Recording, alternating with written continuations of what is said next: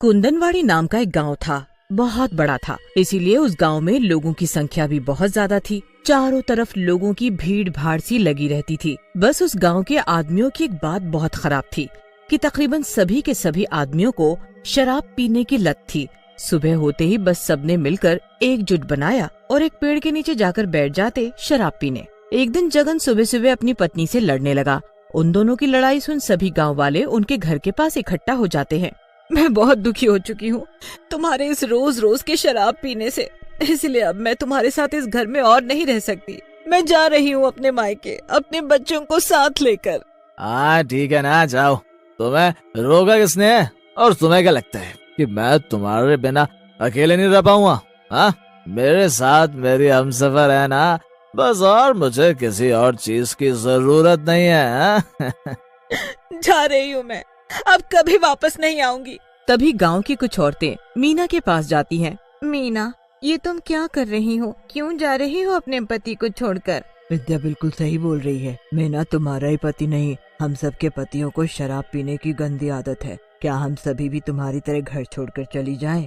अरे थोड़ा ठंडे दिमाग से काम लो और ऐसे इस गांव को छोड़कर मत जाओ। हम सभी तो तुम्हारी कुछ लगती हैं। क्या तुम हमें छोड़कर ऐसे चली जाओगी? हम सब मिलकर इस समस्या का कुछ हल निकाल लेंगी। सहेलियों के समझाने बुझाने के बाद मीना गांव में रुक जाती है। वो अब घर छोड़कर नहीं जाती, पर दूर झाड़ियों के पीछे बैठी एक चुड़ैल सब देख रही थी और सबकी बातें भी सुन रही थी। सब समझ आ गया मुझे, और आगे क्या करना है ये भी समझ गई मैं। चुड़ैल एक बड़े से मटके में खूब सारी लस्सी बनाती है और एक लंबा सा घूंघट ओढ़कर और सिर पर लस्सी का मटका उठाकर घुस जाती है गांव के अंदर। ये ठीक है। इस घूंघट में मुझे कोई पहचान भी नहीं पाएगा और इस तरह मेरा मकसद भी पूरा हो जाएगा। अब मुझे शुरू हो जाना चाहिए।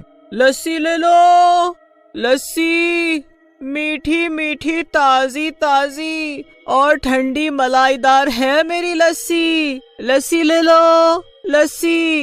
एक बार मेरे हाथ की बनी लस्सी पियोगे तो बार बार मेरे ही पास आओगे लस्सी पीने। तभी वहाँ खड़ी एक औरत उस लस्सी वाली के ऊपर जोर जोर से हंसने लगती है। तुम्हें पता नहीं कि तुम गलत जगह आ गई हो। इस गांव में तुम्हारी लस्सी कोई नहीं पिएगा। तुम ऐसा क्यों बोल रही हो? गांव गांव जाकर लस्सी बेचना मेरा धंधा है और सभी लोग बड़े खुश होकर मेरी ये लस्सी पीते हैं। फिर यहाँ क्यों नहीं? हाँ? अरे तुम्हें पता नहीं, इस गांव में सभी आदमी तो शराब पीकर दिन रात नशे की हालत में पड़े रहते हैं और मजबूरी में गांव की औरतों को काम पर जाना पड़ता है। इसीलिए तुम्हारी ये लस्सी तो ये शराबी लोग पीना तो दूर की बात, इसे छुएंगे भी नहीं। हाँ। कोई बात नहीं, पर तुम तो यहाँ हो ना, तो तुम ही पी लो मेरी मलाईदार लस्सी। बस एक गिलास 2 रुपए। अच्छा ठीक है, तुम इतना बोल ही रही हो तो पिला दो लस्सी अपनी। चुड़ैल की लस्सी पीते ही ममता के मुंह से वाह निकलता है। आहा, ये तुम्हारी मलाईदार लस्सी तो वाकई बहुत स्वादिष्ट है। मुंह में जाते ही मानो पूरा शरीर ठंडा हो गया और इसे पीते ही कितना तरोताजा लग रहा है। तुमने लस्सी नहीं मानो कोई अमृत पिलाया हो मुझे। अगर तुम्हें मेरी लस्सी इतनी ही स्वाद लगी और अमृत जैसी लगी तो एक गिलास ये अमृत अपने पति को नहीं पिलाओगी? नहीं नहीं, ये काम मैं नहीं कर सकती। अगर मैं ये लस्सी का गिलास अपने पति के सामने लेकर गई तो मेरा पति मुझे बहुत मारेगा और मुझे घर से भी निकाल देगा। फिर मैं कहाँ जाऊंगी?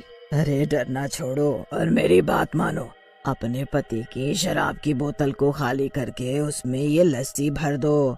मैं तुमसे वादा करती हूँ कि तुम्हारे पति के मुंह में ये लस्सी जाते ही वो शराब पीना छोड़ देगा, क्योंकि उसे मेरी इस लस्सी की आदत हो जाएगी।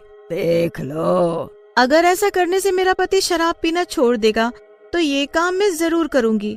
लाओ, दो मुझे ये लस्सी। लस्सी देकर चुड़ैल वहाँ से चली जाती है।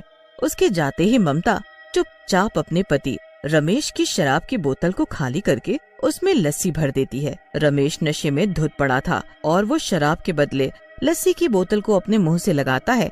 ये जो भी था वो बहुत ही स्वाद था। ममता, क्या ये मुझे और मिल सकता? ममता ये सब देखकर बहुत हैरान रह जाती है और मन में कुछ सोचती है। उसे तुरंत एक उपाय सूझता है। जो आपने अभी पिया वो लस्सी थी, वो भी मलाई वाली। मैं तुम्हें और लस्सी दे सकती हूँ, पर एक शर्त है, तुम कभी दोबारा शराब नहीं पियोगे, फिर मैं तुम्हें रोज ये मलाई वाली लस्सी पिलाऊंगी। रमेश ममता की बात मान लेता है और घर में रखी सारी शराब की बोतल फोड़ डालता है। अपने पति को सुधरता देख ममता बहुत खुश होती है। अगले दिन गांव में फिर से वही चुड़ैल लस्सी बेचने आती है।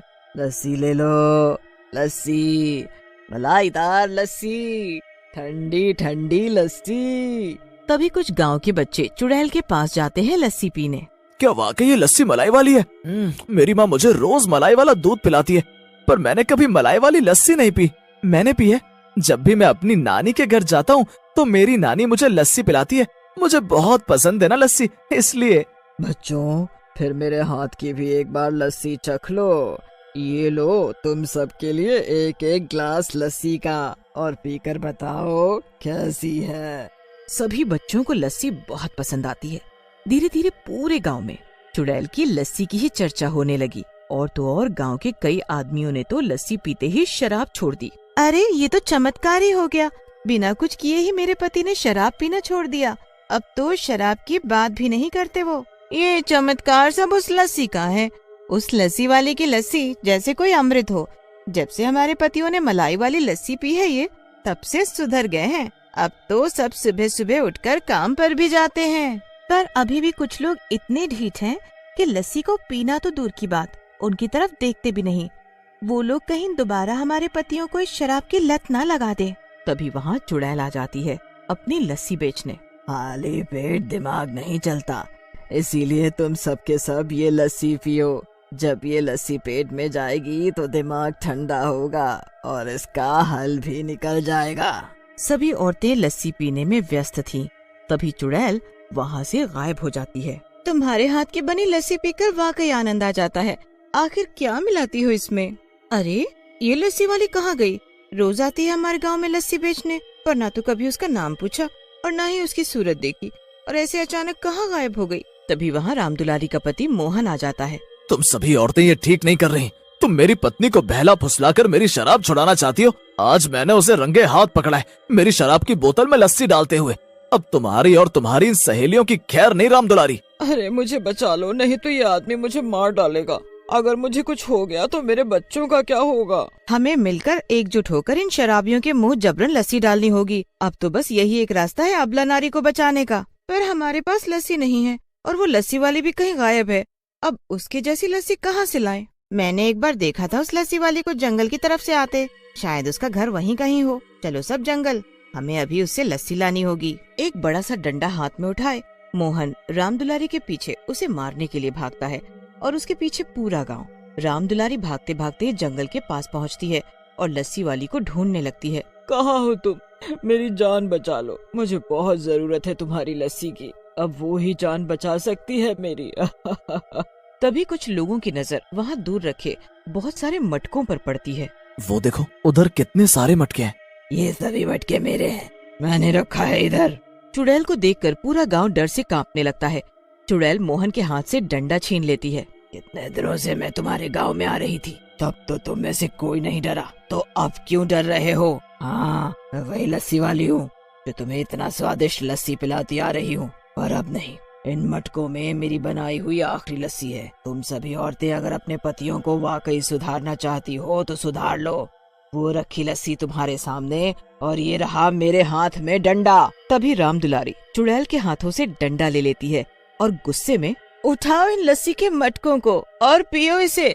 अगर नहीं पिया इसे एक सांस में तो यही डंडा पड़ेगा, और अगर उसके बाद भी बच गए तो वो चुड़ैल नहीं छोड़ेगी तुम्हें। मोहन तो क्या, पूरे गांव के आदमी लस्सी का एक एक मटका उठाते हैं और पी जाते हैं, सारी लस्सी गट गट करके। फिर क्या था, लस्सी पीने के बाद सभी आदमी अपनी अपनी पत्नियों से माफी मांगते हैं और ये भी वादा करते हैं कि अब वो कभी शराब को हाथ भी नहीं लगाएंगे। गांव की औरतों को दुखी रोता देख मुझसे रहा नहीं गया, इसीलिए मैंने ये जादुई लस्सी बनाई और एक एक करके सभी को पिलाई। पर अब सब ठीक है और मेरा मकसद भी पूरा हुआ। अब मैं चलती हूँ किसी और गांव में कुछ और शराबियों को सुधारने। अब पूरा गांव खुश था। सभी पत्नी पत्नी में पहले जैसा प्यार, मोहब्बत और